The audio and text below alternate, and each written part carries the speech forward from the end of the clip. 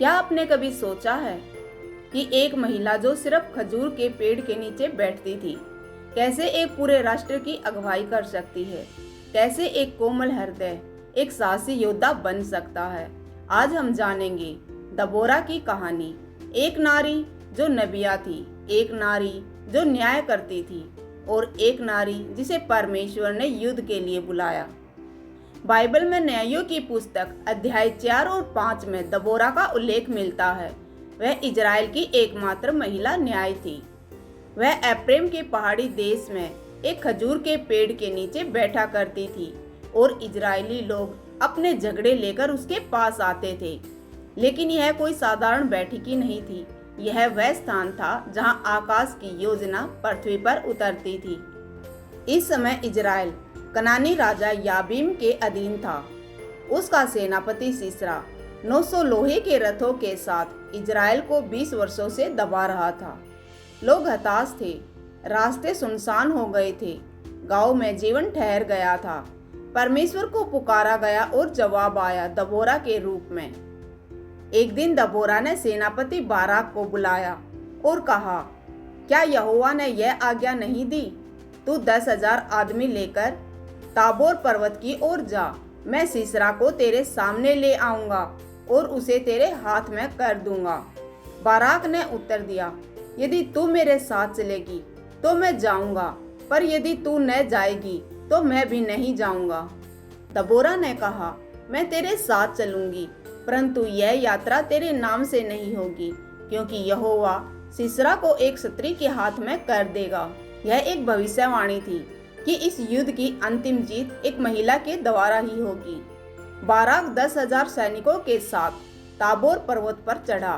दबोरा ने कहा, उठ, क्योंकि आज वह दिन है जब यहोवा ने सीसरा को तेरे हाथ में कर दिया है। क्या यहोवा तेरे आगे नहीं गया? युद्ध आरंभ हुआ। आंधी और वर्षा आई। सीसरा के रथ कीचड़ में फंस गए। बाराक की सेना ने उन्हें पराजित कर दिया। सीसरा भागकर याएल नामक स्त्री के तंबू में गया। उसने उसे दूध पिलाया, कंबल ओढ़ाया और वह जब सो गया तो याएल ने एक कील और हथौड़ा लेकर उसकी कनपटी में मार दी।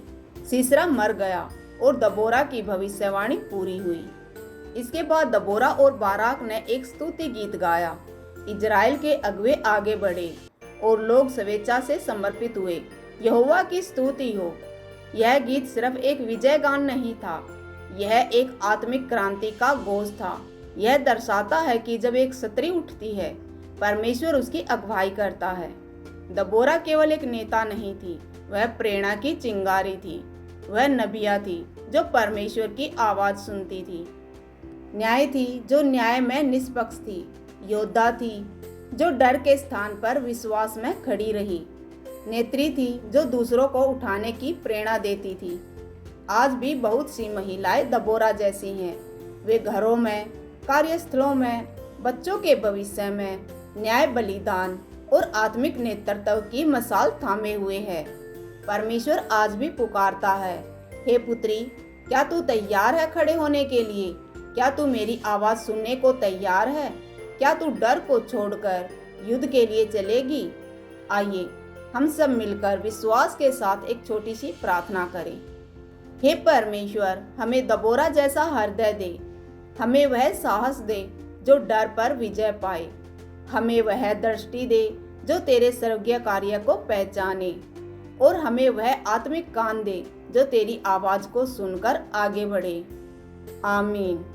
अगर आज इस कहानी ने आपके दिल को छुआ है तो इस वीडियो को शेयर कीजिए, कमेंट में मैं दबोरा हूँ लिखिए और चैनल को सब्सक्राइब कीजिए, क्योंकि जब एक स्त्री खड़ी होती है तो पूरा संसार बदल सकता है।